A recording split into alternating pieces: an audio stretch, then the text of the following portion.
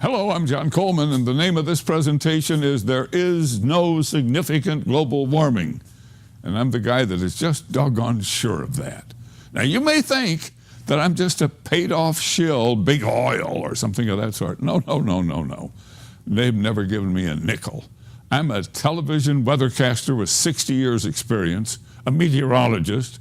I was the first weatherman on Good Morning America. I'm the man who founded the Weather Channel, and this is my accomplishment. Broadcast Meteorologist of the Year from the American Meteorological Society, of which I was a professional member for many years.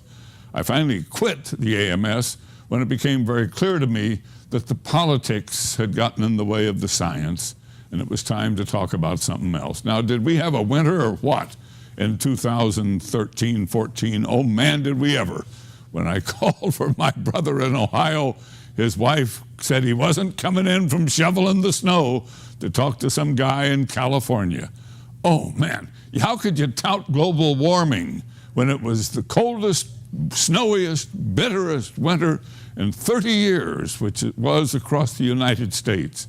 And it would take a lot of gall to put out a statement, as our NOAA, the National Oceanographic and Atmospheric Agency, did, claiming that it was 2013 was the warmest year. I mean, it's sheer silliness. It is manipulation of the data. Now look, let's get something clear right from the beginning. I love this planet Earth.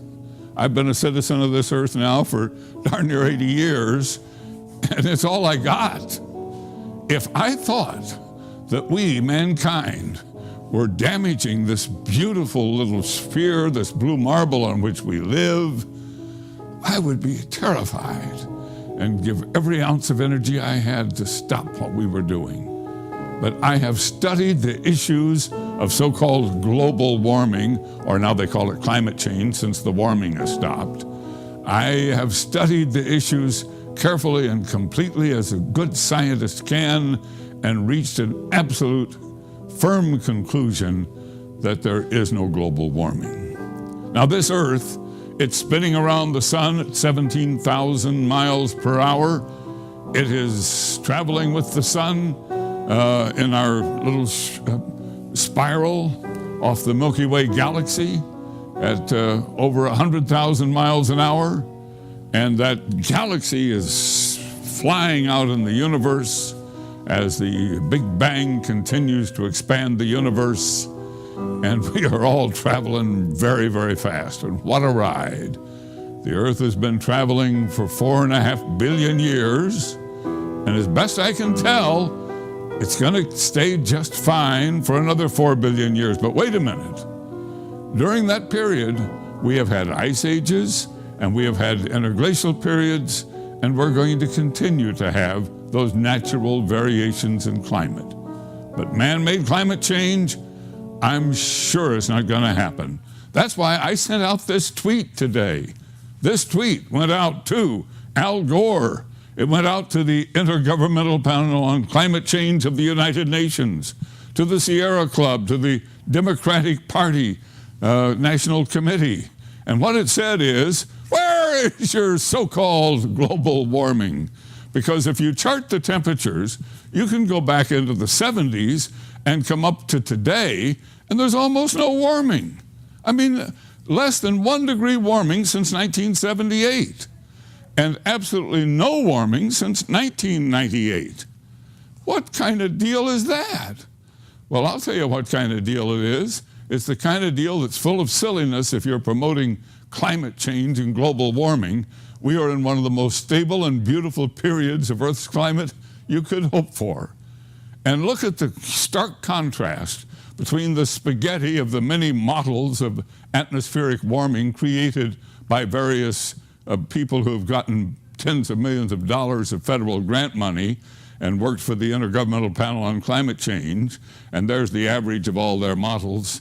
And then here's the real temperatures as measured both on Earth and with our satellites. And folks, it's just not happening. That's why I posted on Facebook this memo today to the scientists and organizations that take that $4.7 billion a year of tax money to continue your so-called global warming research, and I say to them, it's bad science. Ladies and gentlemen, please cease and desist the global warming and climate change scare campaign. It's harmful to the continued advancement of our civilization. The government actions to counter so-called carbon pollution have already raised the cost of fuel, electricity, and food by an average of $1,000 a year for the average American family of four. And the $4.7 billion of our tax money a year being issued to you and your organizations is funding a wide range of meaningless studies based on this bad science that says that carbon dioxide radiative forcing is causing warming. That money could be productively spent on energy research, including graphene and thorium and other new energy sources. Your manipulated climate computer models have dramatically failed both in temperature predictions and their predicted warming signatures. Please admit your errors. It's time to put principle and that above personal wealth and status and help restore basic scientific principles to climate research. So I posted the memo and I sent the tweet. But you know, I know that you are highly skeptical of what I'm saying. How can you believe me when you see this constant stream of global warming news reports day after day, year after year, printed on the internet sites, in all the newspapers? They still print with ink on paper and roll it up and throw it in your driveway and send it in a magazine. And it's full of this stuff. I mean, it's just full of it. Even our government, our National Oceanographic and Atmospheric Agency of the federal government, has established websites to promote climate change. And of course, the New York Times, it's been leading that all along. And that's the power of money. That $4.7 billion a year is buying all of this bogus research that is leading to all of these bogus reports. So let me just give you the hard, cold facts. I showed you this when I tweeted it. There isn't any warming going on. There hasn't been. Nothing significant is happening. Oh, we have extreme natural variations in temperature. That's a hard, cold fact. But this recent warming, it's no different than the warming that has occurred many times before naturally. We had a medieval optimum when the Roman Empire flourished, and we had the little ice age when times were very tough. This little warming we have now, gosh, that's no big deal. That's just no big deal. Now, you want to talk about big deals. This is a hard, cold fact. From the ice cores, we have determined that we have vacillated on Earth between extreme ice ages and these beautiful interglacial periods of warming weather. And we live in the most recent of these interglacial periods. We've been in it for 12,000 years. Probably have another 10, 12,000 years to go before the next ice age comes on, naturally. And can we cope with that? Now, you hear about the ice melting at the North Pole. What ice melted at the North Pole? Well, it got pretty low in 2007, but this is the last bunch of years since we've had satellite observation. We've had it for about 35 years. And here's where the ice is now, and it's no big deal. And those polar bears, there are more polar bears living today than have been alive any time since we've been counting them. And they are living all around the North Pole in 19 populations. They're doing just fine. That's a hard, cold fact. How about the South Pole? Well, our South Pole, is, as I record this, is in summertime, so the ice melt is near the peak for the season, but you'll notice more ice there than above average. It's near an all-time high. Oh, but the water is rising along the coast. Oh, is that right? Well, it's rising at the rate of about 6 inches per 100 years as part of this interglacial period. I mean, when the North America was covered in a 400-foot thick ice core at the end of the last ice age, the oceans were low, and then as that ice melted, of course, the oceans have risen, but that rise has been gentle and is not important.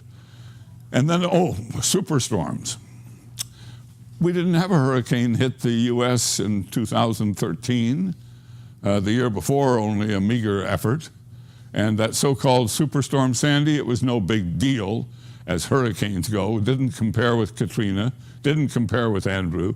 And neither of those compared with the Galveston hurricane of 1900, long before man had any influence on climate. Oh, but tornadoes. How about those tornadoes? Well, here's the chart of tornadoes. Strong tornadoes have been diminishing. I mean, we now have so many good radars, and everybody's taking pictures with their phone. We see every tornado, it seems, that forms. But folks, there are fewer and less strong. Oh, and drought. Well, we had a big drought in Texas. It vanished. Now we have a big drought in California, getting a lot of publicity. If you look at the records, California falls into drought about once every 11, 12 years. And then we get an El Nino, and California gets the rain, comes out of the drought. I mean, we got 40 million people living in a desert. Of course they're going to have a water problem. So what? It's natural. It's not man-made. And it comes and it goes. It takes care of itself. Heat waves? What heat waves? We haven't had a killer heat wave since the 50s. So I've plotted all these hard, cold facts and presented them to you. And then I compare them to what you read in the press, what you hear on the air, what the networks tout. And you say, man, what a difference between reality and what's there. Does Coleman know his reality? You bet I do, folks. I study it every day. But how did this strange, bad science, how did this global warming, climate change, this crisis, how did it get started? Well, that's the story I'm going to tell you today. And that story begins with this great scientist, a man named Roger Revelle, who was a graduate of the University of California, Berkeley, in oceanography, who then served in the Navy during World War II, and then became the director of the Scripps Institution of Oceanography, and who led research on the environmental impact of the atomic test on those atolls out in the Pacific following World War II, both atmospheric and ocean impact. And as that was coming to an end, he had greatly grown the Scripps Oceanographic Institution from an isolated small organization to a huge professional organization with many ships and hundreds of employees. It became clear he had to have something new to work on. And that's when he decided that something had to give. So he hired this man, Hans Suess, a professor from the University of Chicago who had done studies on the effect of carbon in the atmosphere. And Revelle thought maybe there was something to that. So he and Suess did a research paper, and they put it out, in which they asked the question, is mankind's burning of fossil fuels to the coal in our stokers that were heating our homes, the oil in our cars, the fuel, old-fashioned gasoline in old-fashioned cars, was all of that creating a climate issue? And this was the 1950s, folks, and the world was pretty well caught in a smog. I remember it as a boy. Most of you are probably too young to remember, but I got to tell you, you choked in the smog that hung over your towns during the winter months when all those coal-burning stokers were going, and the cars were just spewing out ash, and it was ugly because we were burning old-fashioned untreated fuels in old-fashioned cars. Well, that was the beginning. That paper that Suess and Revelle put out is actually the paper that started the global warming frenzy. Oh man, did they start something. And Revelle then, he became a powerful man as a basis of that. His science was used all over the world by other scientists. And he started campaigning to establish a campus of the University of California co-located with his Scripps Oceanographic Institution at La Jolla, California. That was a big darn deal. Well, guess what happened? It was located there, but something happened. Revelle suffered the greatest defeat of his life. He had campaigned to get that university there and thought he would be its first chancellor, but the politics backfired on him, and he wasn't named chancellor of that university, and he was hurt. So what did he do? He suddenly made a big move. He changed his life. He packed up and went to Harvard, where he started the Center for Population Studies. So there it was in Boston in 1967. Now, what does this have to do with the global warming story? This is what it has to do with it. That first year, one of his students was this young man, Al Gore. The only science class Al Gore ever took, Revelle didn't remember having him in class. But Al Gore, who got a D in the course, was highly impressed. He was the son of a politician out of Tennessee, and he used what he learned there to start his global warming campaign. He wrote a book called Earth in the Balance. He ran for the U.S. Senate. He claimed that the Earth was being challenged by our burning of fossil fuels, and it got him elected to the U.S. Senate. And there in the Senate, he conducted hearings, bringing in scientists and spreading the scare of global warming. And that's when the money began to flow from the government to research. And this was the booby trap. Because once billions of dollars of government funding was going out to these organizations at universities and research groups across the nation, and they had to back that global warming claim that Al Gore was promoting with their research, the research began to pile up. And if you were a young scientist, you didn't have a choice. You couldn't put out a research paper that said, oh, what warming? You'd be out of a job. You'd lose your job, your car, your family. You'd be walking on the streets. No, you had to support it. Al Gore had taken Revell and Seuss's research paper and used it to start the global warming campaign. And what did Al Gore say? He said, this is Roger Revell. He was my mentor. He's my hero. He's the man who spread the alarm. Well, there was another man that picked that up, this man, Maurice Strong. Maurice had become a bureaucrat at the United Nations, and in 1972 he had a conference in Stockholm on the environment, and his whole goal was a one world government. And he used the impetus of that global warming scare at that Stockholm conference to start the initiative that set up the Intergovernmental Panel on Climate Change. So now we had the US government and the United Nations both promoting climate change, and it all came from that Revell Seuss paper and the research that followed and the dollars that were now flowing, and man, it was underway big time. So the IPCC, it had scientists and bureaucrats and politicians from throughout the world. It had the World Wildlife Federation, the Sierra Club, all the environmentalists, and they all got together and they voted that global warming was for real. Well, I got to tell you something. You don't settle science by a vote. It's not a political issue. It's not a vote. It's science. But never mind. They put out their reports, and they spent a lot of time telling us how we were destroying planet Earth. And they had fancy meetings in tropical locations throughout the world. And the scientists who supported global warming got the paid vacation trips to these big meetings and got to write these books and have their names and their careers. And man, it was a big deal. And what did Al Gore do? Well, he wrote a second book about global warming called An Inconvenient Truth. And we all know what became of that. His liberal friends in Hollywood turned that into a documentary, a sci-fi documentary, I might add, all about global warming. And they voted themselves an Oscar, Best Documentary Film of the Year in 2007. And then they turned around and Al Gore stood by the IPCC president and they got the Nobel Peace Prize, all for scaring us about global warming. So Gore's movie, An Inconvenient Truth, became an absolute mainstay in American schools. How many times did you see it when you were going to school? Over and over and over again. And the global warming frenzy had truly reached its peak when all of that happened. Well, what happened with this man, Roger Revell, who had started it all, the great scientist? Well, he had kind of lost interest in this population study center at Harvard and missed San Diego, I guess, and the beautiful Southern California climate. And he swallowed hard for his defeat there, and he came back to the University of California, San Diego as a professor. And there he wrote these letters, and I want you to look at them. The first one goes from his desk to U.S. Congressman Tim Wirth.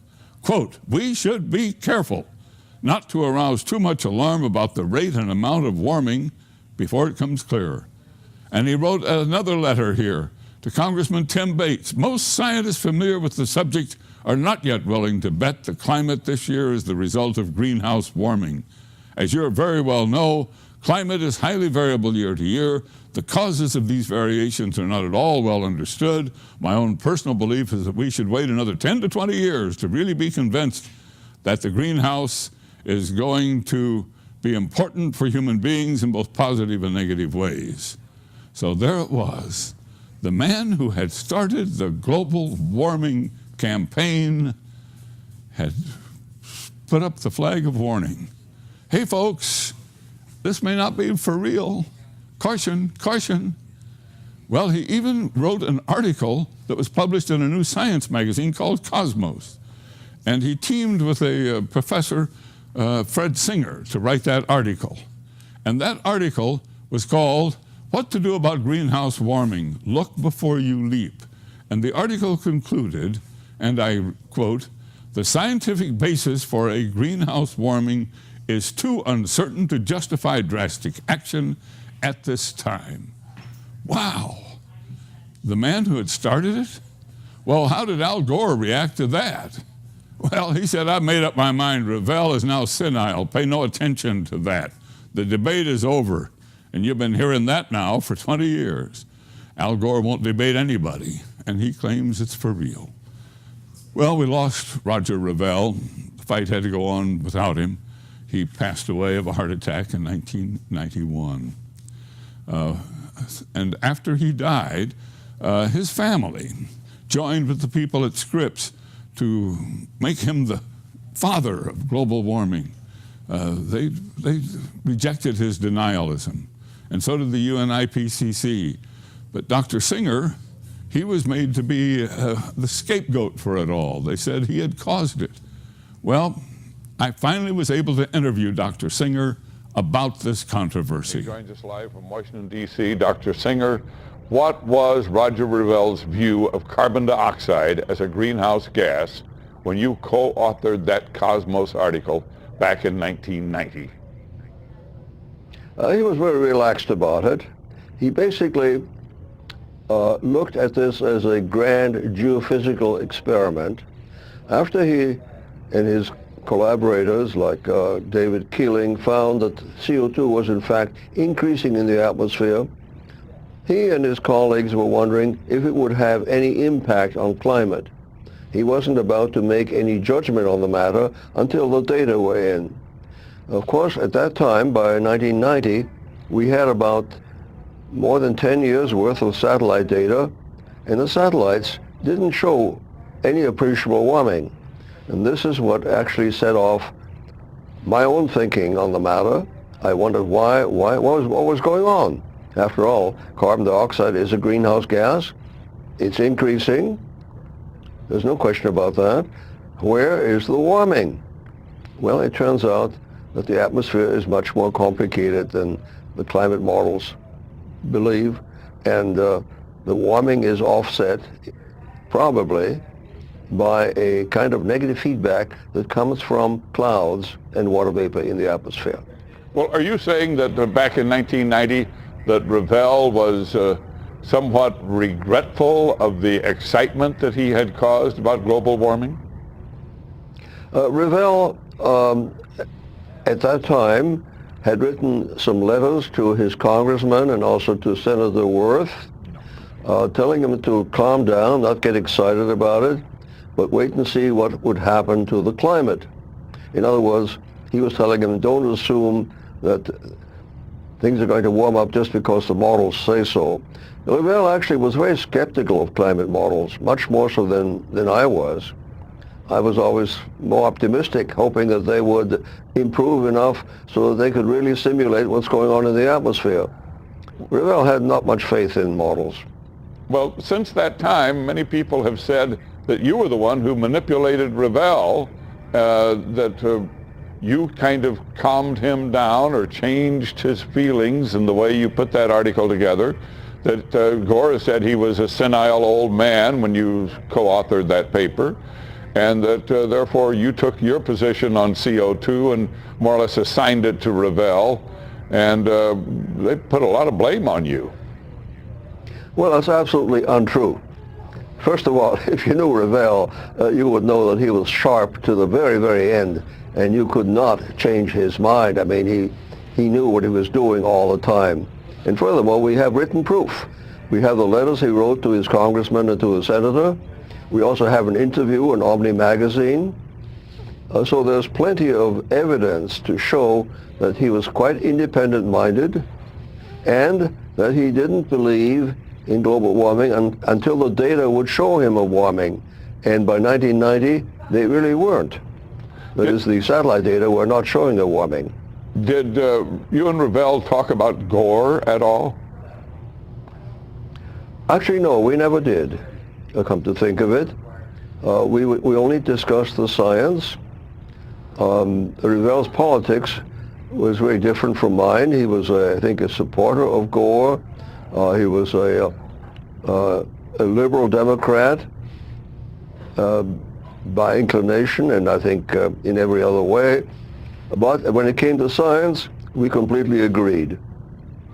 Interview that I had with Dr. Singer. Now, he's not the only scientist, please understand this, who questions this global warming frenzy, this climate change scare.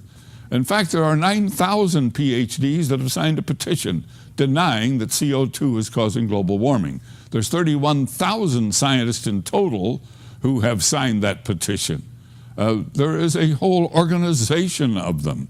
A huge group from NASA recently wrote to the United Nations and to the U.S. Congress saying, please stop the global warming scare. There is a strong movement opposed to global warming.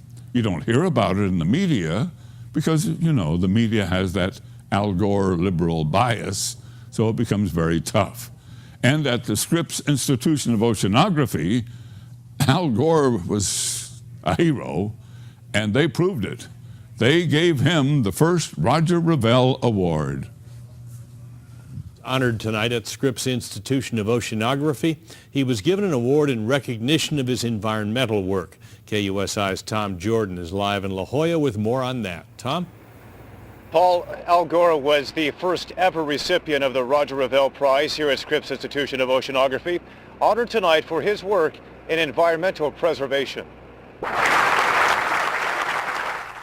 A rousing welcome for a man continuing his campaign on environmental awareness and protection.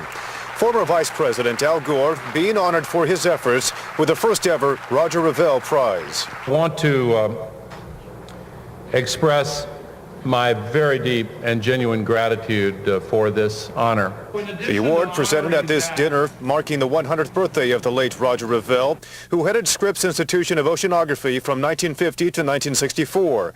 Gore studied under Revell at Harvard University in the 1960s and credits him for igniting his passion on the environment. As a former student, still a student, trying to learn, but still inspired by a great teacher who was a great scientist and a great man.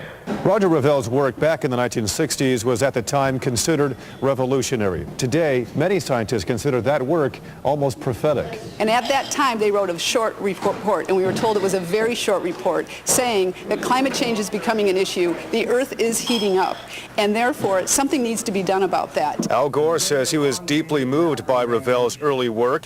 He, now considered at the forefront of the global warming movement.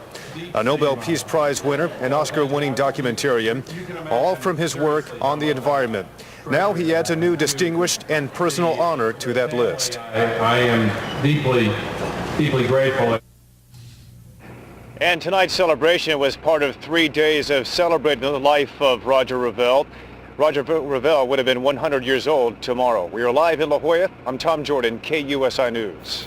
Thanks, Tom. John Coleman believes there is no significant man-made global warming, and he travels the nation speaking on the topic. John has some insights now on Roger Revell's scientific research and the effect that it had on Al Gore. John? Well, Revell was a powerful man, a noteworthy scientist, and a significant force here in San Diego in the 1950s.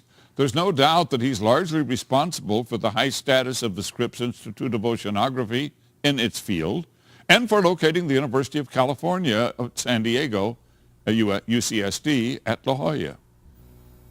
While serving as director of Scripps, Revell and one of his researchers wrote the first modern scientific paper that linked carbon dioxide released in the air from the burning of fossil fuels and the greenhouse effect and the warming of temperatures. Well, this triggered an avalanche of research that eventually became the impetus behind the United Nations Intergovernmental Panel on Climate Change and the entire global warming movement. In the 1960s, Revell moved to Harvard to establish a Center for Population Studies. This is where Professor Revell encountered student Albert Gore. He involved Gore and his classmates in the tabulating of data from a carbon dioxide study. Gore was so impressed, he wrote about it in his 1992 book, Earth in the Balance. That became the story for the movie An Inconvenient Truth, the Oscar and the Nobel Peace Prize, and some people say $100 million all came from that. There is no doubt Roger Revell had a major impact on Vice President Gore's life. But there's a twist. In 1988, Roger Revell was having second thoughts about whether carbon dioxide was a significant greenhouse gas. He wrote letters to two congressmen about it.